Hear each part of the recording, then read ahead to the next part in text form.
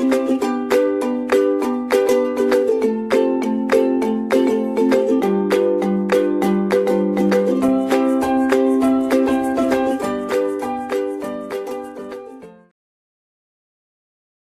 everyone, today I am going to start with the next lecture of our instrumental method of analysis unit 3, a thin layer chromatography.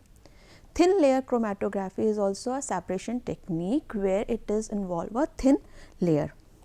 Thin layer क्यों कहा जाता है इसको? Because here the separation is on a very thin layer of the absorbent. Absorbent की बहुत ही fine layer है जो कि सॉलिड मटेरियल या सॉलिड प्लेट के ऊपर हमने सेटल की है, उसके अकॉर्डिंग हम इसको सेपरेट करेंगे. द सेपरेशन इज जहाँ पर जो किया जाता है that is volatile to non-volatile substances which is based upon the differential absorption of the inert solid यानी कि stationary phase जो कि इमर्ज है इन एन ऑर्गेनिक सॉल्वेंट और the mixture of the solvent system या फिर मोबाइल फेज. ये planar form of a chromatography है यानी कि सिंपल एक प्लेन प्लेटफॉर्म पे हमें यूज़ करनी है. Simple and reliable technique for the separation of a non volatile to moderately volatile substances को सेपरेट करने के लिए. Now coming to the principle, both the principle absorption and partition दोनों प्रिंसिपल पे ये क्रोमेटोग्राफी बेस्ड है. एब्जॉर्प्शन यानी कि रिलेटिव पोलैरिटी पे. Relative polarity means a compound which will have a increase affinity towards the stationary phase will travel slowly travel करेंगे जिनकी affinity या जिनका प्यार टूवर्ड्स द स्टेशनरी फेस के लिए ज़्यादा होगा. Means the compound which have a increased affinity towards the stationary phase will travel slowly. Vice versa, the compound which will have a decreased affinity या less affinity या कम affinity towards the stationary phase will travel faster. The next one is the partition principle. In a partition principle, it will depend upon the relative solubility. It means there will be the separation or the distribution of a solute according to the partition coefficient. The compound which are more soluble in the stationary phase will travel slowly. जो ज़्यादा soluble होंगे stationary phase में वो आपका धीरे धीरे travel करेंगे और इसी के वाइस वर्सा जो कंपाउंड soluble हैं, less soluble हैं in the stationary phase, they will travel faster. Come soluble हैं, जल्दी ट्रैवल करके वो सेपरेट आउट हो जाएंगे. जैसे कि यहाँ पर आप देख सकते हो, the separation relies on the relative pathy of the compound towards the mobile phase and the stationary phase. दोनों की affinity पे डिपेंड करेगा हमारा separation. Here you can see that कि in a first figure there is a plate, एक पतली plate जैसे fine plate है. हम ग्लास की प्लेट लेते हैं, उसके ऊपर एब्जॉर्बेंट की फाइन लेयर लगाते हैं और वहाँ पर हम एक स्पॉट करते हैं. स्पॉट जो है जब हम सॉल्वेंट सिस्टम में रखते हैं, अपने मोबाइल फेज में रखते हैं, तो there is the movement of a solvent system. Solvent move करता है और उसी तरीके से जो हमारे सैंपल है, सैंपल भी अकॉर्डिंग टू दी एफिनिटी कौन से प्रिंसिपल अप्लाई हो रही है उसके अकॉर्डिंग अपने एफिनिटी के थ्रू मूव करना शुरू देता है. And after certain time there will be a separation of a different components which are mix in the mixture, जो मिक्सचर में हमारे पास हैं. ठीक है, तो ये हो गया हमारा प्रिंसिपल जिसके अकॉर्डिंग जो सब्सटेंस है, जो हमारा सैंपल है जिसमें मिक्सचर में बहुत सारे सब्सटेंसेस मिक्स हैं, उनको हम इस टेक्निक्स के थ्रू सेपरेट कर सकते हैं. इजी है, एक प्लेट लेनी है, कुछ ज़्यादा रिक्वायरमेंट नहीं है, लैब में बहुत इजीली परफॉर्म कर सकते हैं. जैसे कि कॉलम क्रोमेटोग्राफी को हम लोग बोलते हैं कि this is the heart of a chromatography, तो यहाँ TLC को बोला जाता है it is the eyes of a chromatography technique. ये आँखें हैं. हर टेक्निक के बाद हमें TLC इजीली लगा के हम कंपोनेंट को सेपरेट कर सकते हैं, आइडेंटिफाई कर सकते हैं according to the relative affinities. Now type की बात करते हैं तो क्रोमेटोग्राफी जो है हमारी TLC, it is on a two type, normal phase and reverse phase. Normal phase is the terminology when used when the stationary phase is polar. जो हमारा सॉलिड फेज है उसका जो नेचर है वो पोलर हो नेचर में, जैसे कि सिलिका जेल अगर हम यूज़ कर रहे हैं, और जो हमारा मोबाइल फेस है, जो लिक्विड फेस हम ले रहे हैं, सॉल्वेंट सिस्टम ले रहे हैं, वो हमारा ऑर्गेनिक सॉल्वेंट सिस्टम जो है वो लेस पोलर हो as compare to the stationary phase, then this is called as a normal phase. यानी कि हमारा जो स्टेशनरी फेस है वो पोलर हो और हमारा जो मोबाइल फेस है वो स्टेशनरी फेस से लेस पोलर हो, यानी कि towards the non polar side में हो, then it is called as a normal phase. इसका रिवर्स है आपका रिवर्स फेज, नाम से ही पता चल रहा है रिवर्स फेज। इसका मतलब यहाँ पर जो स्टेशनरी फेज है वो नॉन पोलर होगा और जो हमारा मोबाइल फेज है वो पोलर होगा। It means mobile phase is more polar than the stationary phase. कैसे होगा? अगर हम सिलिका जेल को किसी ऑर्गेनिक सबस्ट्रेट या long chain of aliphatic acids के साथ जब बाइंड करवा देते हैं, जैसे C18 का कंबाइन करा दे सिलिका के साथ, तो जो सिलिका जेल है, हमारा सिलिका जेल ही है, उसकी जो पोलैरिटी है वो रिड्यूस हो जाएगी और वो नॉन पोलर की तरह मूव कर जाएगा। इस केस को हम बोलते हैं रिवर्स फेज क्रोमैटोग्राफी, जहाँ पर स्टेशनरी फेज जो होगा आपका नॉन पोलर के साइड मूव करेगा और जो आपका मोबाइल फेज है वो आपका पोलर होगा, more polar than the stationary phase. Now coming to the experimental techniques. जब हम इसको एक्सपेरिमेंटल यूज़ करते हैं, एक्सपेरिमेंटली यूज़ करेंगे तो हमें क्या क्या रिक्वायरमेंट है और कैसे हम इसको प्रिपेयर करते हैं, सेटअप लगाते हैं। तो सबसे पहले हमें चाहिए coating material. The second thing is preparation of the plate. Third, plate बनाने के बाद उसको एक्टिवेट करना, the activation of plate. Plate को एक्टिवेट करने के बाद सैंपल प्रिपेयर करके सैंपल को लोड करना, sample application. Then solvent system develop करना, जहाँ पर मतलब कि मोबाइल फेस को डेवलप करके सेट करना, जहाँ पर हम अपना TLC को रन कराएंगे। फिर हमारा डेवलपिंग चैम्बर जिसके अंदर हमें ये प्लेट को रखना है। फिर development of TLC plate. Then उसके बाद प्लेट डेवलप हो जाएगी तो उसको रिमूव करके हमें उसका विजुअलाइजेशन करना है। It means visualization of the spot or the detection of the compound you can say, and then the last one will be the evaluation of the chromatograph। जो हमारा ग्राफ बन के आ रहा है, यानी कि जो सेपरेशन है, अगर हम TLC की बात करें तो TLC itself act as a chromatograph, क्योंकि हमें वहाँ पर डायरेक्टली विजुअलाइज हो जाएगा हमारे separation component. Then we will say that the evaluation of a chromatograph। First है हमारा कोटिंग मटेरियल या फिर एड्सॉर्बेंट या फिर स्टेशनरी फेस। तो स्टेशनरी फेस जैसे कि प्रीवियस क्रोमेटोग्राफीज में हुआ है वैसे यहाँ पर भी है, inorganic absorbent and organic absorbent. For an example inorganic की बात करें तो सिलिका जेल जो बहुत कॉमनली यूज़ होता है TLCs में, क्रोमेटोग्राफीज में मैक्सिममली हम लोग यूज़ करते हैं। The another one is alumina, magnesium silicate, calcium silicate and so on. Organic में सेलुलोज, चारकोल, सुक्रोज, डेक्सट्रिंजिल्स, ये सारे लेते हैं।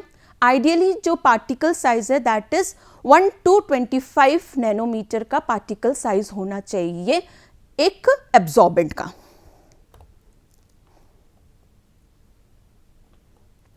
The next one is preparation, plate की प्रिपरेशन करना। तो प्लेट की प्रिपरेशन के लिए हमारे पास 4 डिफरेंट टेक्निक्स हैं जिनसे हम अपनी क्रोमेटोग्राफी प्लेट को प्रिपेयर करते हैं। जो प्लेट होती है वो हमारी डायमेंशन हम ले सकते हैं 20:10 के डायमेंशन में, यानी कि जो हमारी लंबाई अगर है 20 है तो उसका जस्ट हाफ हम उसका आपका ब्रेथ ले सकते हैं। ठीक है, 20:10 की सेंटीमीटर की ले सकते हैं, 10:5 के सेंटीमीटर के में ले सकते हैं। इट विल डिपेंड कि which type of component you have to separate, उसके अकॉर्डिंग हम ले लेते हैं। सिंपल जो हम स्लाइड लेते हैं ब्लड टेस्ट करने के लिए, जनरली हम उसको भी यूज़ कर सकते हैं in a lab for the preparation of the TLC।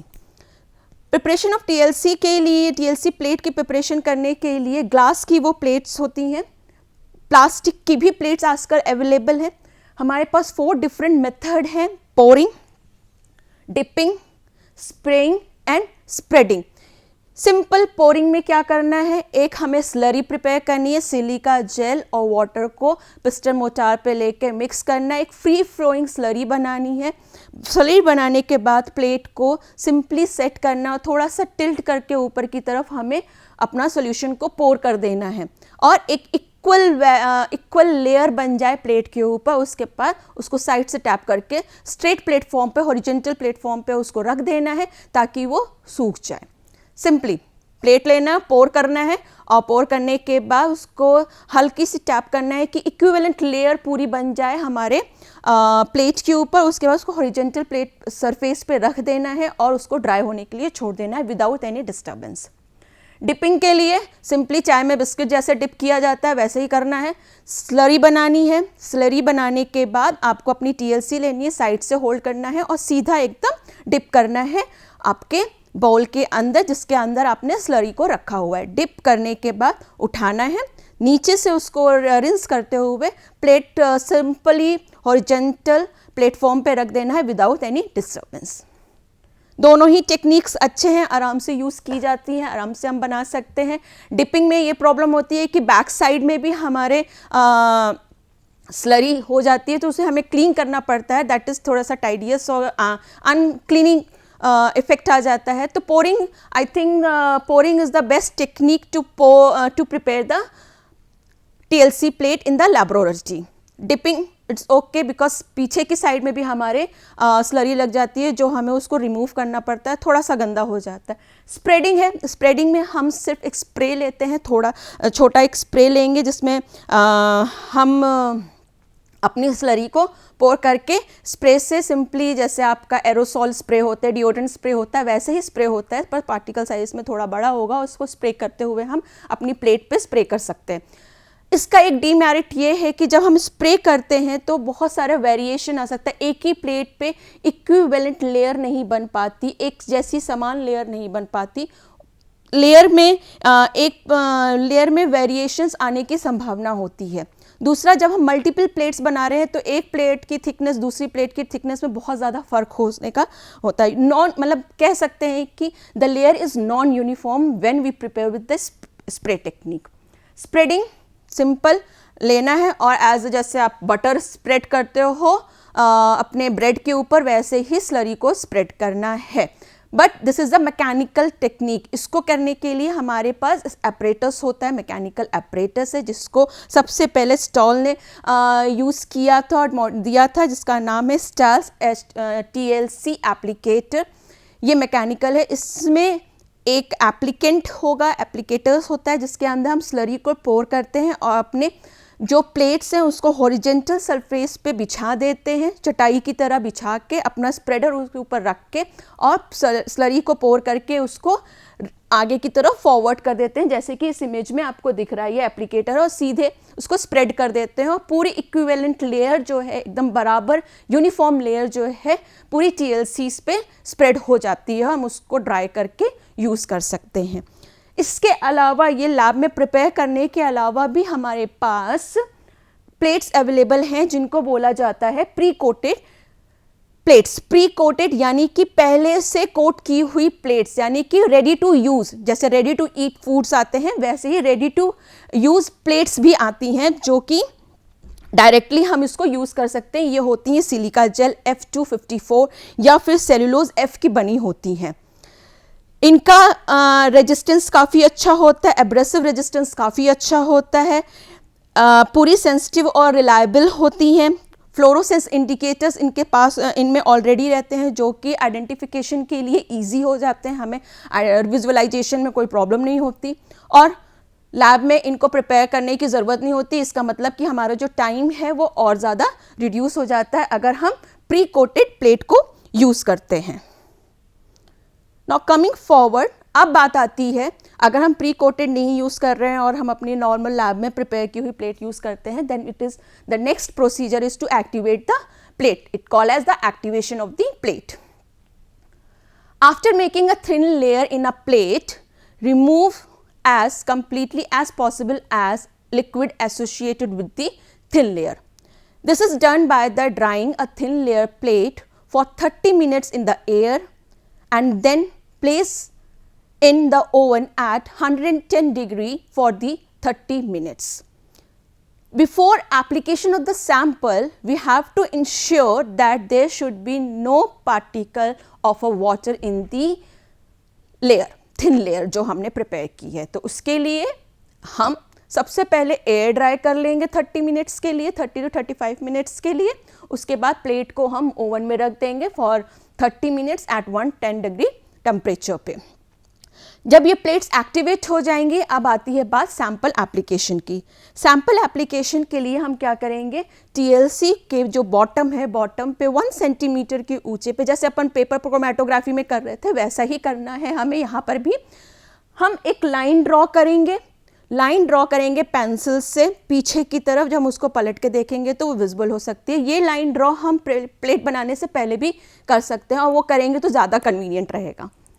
Line के ऊपर हम अपने सैम्पल्स का स्पॉटिंग करेंगे। स्पॉटिंग जैसे पेपर क्रोमैटोग्राफी में अपन कर रहे थे वैसे ही करेंगे by using the micro pipettes, ठीक, या कैपलरी, माइक्रो पिपेट या कैपलरी। कैपलरी से अपने सैंपल को it should be in a liquid form. Sample को अपन लेंगे और कैपलरी के थ्रू इस पे स्पॉट लगाना शुरू करेंगे, ensuring that concentration of the sample should be more than the wideness. उसका डायामीटर बड़ा होने ना दें, उसको पहले एक बार टच करें, थोड़ा सा अप्लाई करें, उसके बाद उसको रिमूव करें। ड्राई करने के बाद फिर से सैंपल को उसी पॉइंट पे अप्लाई करें, फिर ड्राई होने दें, जिसकी वजह से सैंपल का कंसंट्रेशन उस पॉइंट पे हो, ना कि उसका डायामीटर बड़ा हो उस सैंपल एरिया का। इस तरीके से हम अपने सैंपल्स को लोड कर लेंगे, अपना रेफरेंस सैंपल भी और हमारे जो टेस्टिंग सैंपल मिक्सचर्स हैं उनको भी हम लोड कर देंगे, अप्लाई कर देंगे अपने TLC प्लेट पे। Now coming to the development of the solvent system. सबसे पहले choice of the solvent system हमें लेना है, which will be depend upon the nature of the substance and absorbent हमने जो यूज़ किया है उस पर, एब्जॉर्बेंट जो प्लेट पे यूज़ किया है उस पर डिपेंड करेगा। जो कॉमनली हमारा डेवलपिंग सिस्टम जो यूज़ होता है that is petroleum ether, carbon tetrachloride, trichloroethane, chloroform, pyridine, acetone, propanol, ethanol, methanol, water, glycerol, glycerine, ये सारे जो हमारे हैं कॉमन सॉल्वेंट सिस्टम है जिसको हम यूज़ करते हैं एज इन TLC में सॉल्वेंट को डेवलप कराने के लिए। नेक्स्ट प्रोसीजर आता है जब हम अपना सॉल्वेंट सिस्टम यूज़ करते हैं। सॉल्वेंट सिस्टम ऑर्गेनिक सॉल्वेंट कोई एक भी हो सकता है, mixture of the organic solvents भी हो सकते हैं। दैट विल डिपेंड कि हमें क्या चीज़ सेपरेट करना है उसके अकॉर्डिंग। ये सेलेक्ट करने के बाद हमारा जो मेजर काम होता है वो है डेवलपिंग चैम्बर को प्रिपेयर करना। डेवलपिंग चैम्बर जो होगा आपका बीकर हो सकता है या चाकोर वेसल कोई जिसमें एक लिड लगी हो, जिसको हम प्रॉपरली ढक सकें, जहाँ से सॉल्वेंट इवेपोरेट ना होने पाए, ऐसा होना चाहिए। एयर टाइट कंटेनर होना चाहिए, लिड के साथ होना चाहिए। तो जनरली अपन लैब में बीकर यूज़ कर सकते हैं, जैसे कि यहाँ फिगर में दिया है, एक बीकर है, एक जार है और एक लंबा सा हमारे पास यहाँ पर एक वेसल है जिसके ऊपर लिड लगा रखी है। हम इसको एज इन चैम्बर की तरह यूज़ कर सकते हैं। चैम्बर यूज़ करने इसको आपका प्लेट डेवलप करने से पहले हमें अपने सिस्टम को, डेवलपिंग चैम्बर को सैचुरेट करना है। सैचुरेट करने के लिए जैसे पेपर क्रोमैटोग्राफी में हम लोगों ने सैचुरेट किया था वैसे ही यहाँ पर भी करना है। सॉल्वेंट सिस्टम जो भी लेना है उसको इसके अंदर डाल के, चैम्बर में डाल के लिड लगा देनी है। उससे पहले हम इसको एक फिल्टर पेपर से कवर कर देते हैं और उस पर ढक देते हैं ताकि पूरे एनवायरनमेंट जो है वो सैचुरेट हो जाए, एक जैसा एनवायरनमेंट पूरे चैम्बर के अंदर डेवलप हो जाए। ठीक है, इसके बाद जब हमारा डेवलपिंग चैम्बर जब सैचुरेट हो जाएगा तो हम इस पर अपना TLC प्लेट रख देंगे। TLC प्लेट कैसे रखनी है, जैसे हम असेंडिंग में पेपर क्रोमैटोग्राफी में रख रहे थे। सिंपल हमें लिड हटाना है और अपनी प्लेट को सीधे सीधे अपना चैम्बर के अंदर रखना है। ये इंश्योर करना है कि जो हमारी स्पॉटिंग हुई है 1 सेंटीमीटर ऊपर, हमने बॉटम से 1 सेंटीमीटर ऊपर लाइन खींची थी, वो लाइन टच नहीं होनी चाहिए। ठीक है, जो बेस लाइन हमने बनाई है स्पॉट करने के लिए सैंपल को, वहाँ से कम होना चाहिए हमारा सॉल्वेंट सिस्टम, वो टच नहीं होना चाहिए। ठीक है, उससे कम होना चाहिए और उसको 45 डिग्री के आसपास ऐसे बनाते हुए हम इस पर रख देंगे, उसको कवर कर देंगे। कवर करने के बाद उसको छोड़ देंगे for few times and we will see that कि आफ्टर सर्टेन टाइम, वही 2/3 तक इसको रन कराना है, उस पर हमारा ये रन हो जाएगा। जब 2/3 तक प्लेट हमारे सॉल्वेंट सिस्टम प्लेट पे रन हो जाए तो उसको रिमूव करना है। रिमूव करके ड्राई करके हम उसको जाएंगे विजुअलाइजेशन के लिए। विजुअलाइजेशन कैसे करना है? Visualization of a spot, detection of a component कर सकते हैं हम इनऑर्गेनिक का बाय कोरोसिव एजेंट्स के थ्रू, जैसे स्प्रेइंग एजेंट कुछ ले सकते हैं. For example dilute solution of potassium dichromate in concentrated sulphuric acid solution पे, जिसको हम यूज़ करते हैं शुगर सोल्यूशन के लिए. Not sugar solution, for the identification of sugar के लिए यूज़ करते हैं. Vapours of sulphur trioxide solution को यूज़ कर सकते हैं हम. सॉल्यूशन ऑफ पोटेशियम परमैंगनेट को यूज़ करते हैं.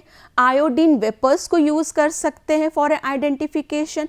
और सबसे बेस्ट तरीका है हमारे पास UV visible light. Fluorescent material हमारे पास है, तो ये जो स्पॉट की हमारे जो प्लेट्स है उनके स्पॉट्स को आइडेंटिफाई करने के लिए डायरेक्टली हम उनको यूवी लाइट के अंदर रख सकते हैं, यूवी चैम्बर के अंदर रख के हम उनको विजुअलाइज कर सकते हैं.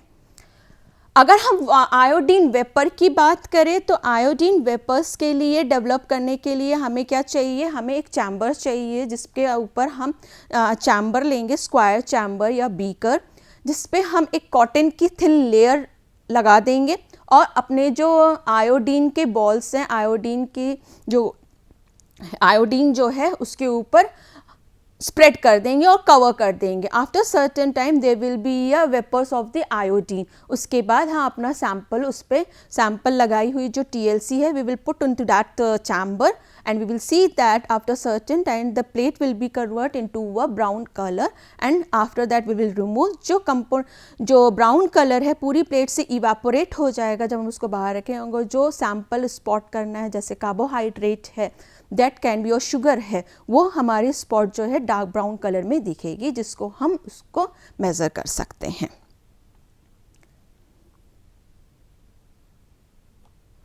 अब बात आती है इवैल्यूएशन ऑफ अ क्रोमैटोग्राम.